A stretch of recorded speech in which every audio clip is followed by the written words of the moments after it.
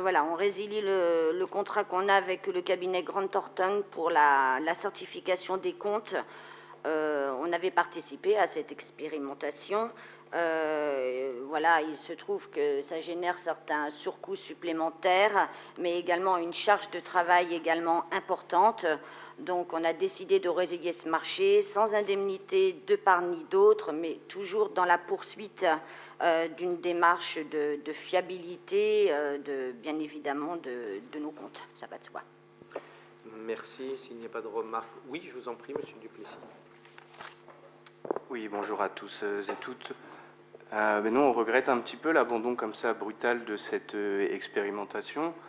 Quand même, le 17 juin dernier, donc il y a à peine 3 mois, on adoptait à l'unanimité une délibération sur cette certification qui retenait notamment que la ville voit une réelle opportunité dans la poursuite de la démarche de certification, notamment pour accroître la transparence, fiabiliser ses dispositifs de contrôle, renforcer sa gestion budgétaire.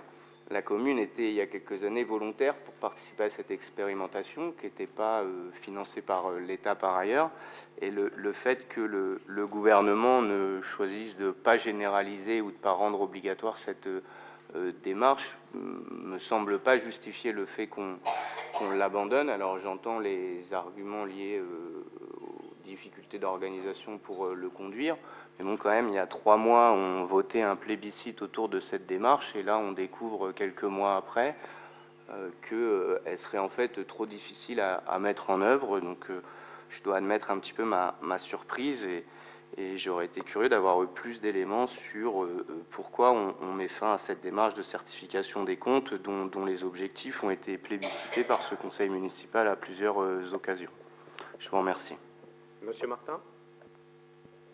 Oui, effectivement, la ville d'Orléans a toujours pris les meilleures initiatives par rapport à la communication financière. Je rappelle par exemple que nous sommes une des seules communes à pratiquer la consolidation, et depuis tout le temps, même du temps de nos prédécesseurs, du temps de Charles Renard, qui m'avait précédé aux finances. Donc, dès que nous sentons que nous pouvons être accompagnés, le travail qu'on a fait avec Bercy à ce sujet a été réalisé, monsieur. Mais en fait, l'expérimentation dont nous parlons ce soir est quasiment abandonnée. Et donc vous pouvez le regretter, ça, c'est pas moi le commissaire aux comptes qui vais vous reprocher de le regretter, mais voilà, la situation est celle-là. C'est-à-dire qu'autant la Cour des comptes, avec laquelle nous avons beaucoup travaillé, des réunions successives, et nous avons aussi beaucoup appris, de la même manière que la Cour a aussi, je dirais, découvert peut-être mieux la comptabilité, les budgets de nos communes, et c'était très très intéressant. On voit que c'était vraiment un projet qui s'éloigne. Donc, si vous voulez, en plus, une expérimentation de 7 ans, vous voyez ce que je veux dire, hein, on sait quand même ce que sont des comptes. Avions-nous besoin d'expérimenter pendant 7 ans quelque chose qui ne va pas se faire? Voilà, je vous retourne la question. Et donc, la raison est là.